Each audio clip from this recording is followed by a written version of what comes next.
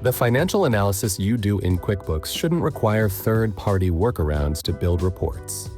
And now it doesn't, thanks to Management Reports, a new feature within QuickBooks Online to build professional-looking reports.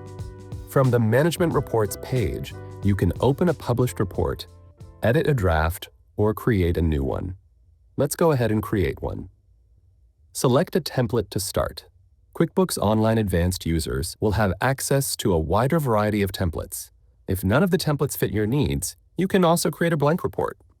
We'll use this template for our demonstration. This is the report builder. Here, you can edit the title, select the date range, and see the outline of content in the report. Because we're starting from a template, the content is already here. If you want to add a KPI or chart, click on KPIs and charts from here and add any of your KPIs. To change a table or chart, click the pencil. You can edit the data it shows and how it looks. QuickBooks Online Advanced users will have more customization options. QuickBooks Online Advanced users will also have an executive summary of their report generated by Intuit Intelligence. Edit it however you like. You can also insert metric references that will update automatically should the data change within your report.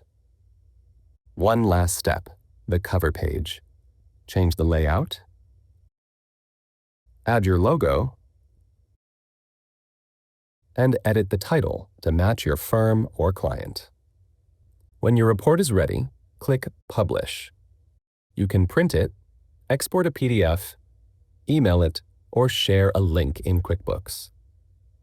You can also schedule your reports. Choose a cadence, then either get a reminder to review before it sends, or have it published automatically. You can edit the schedule here or within workflows. That's Management Reports.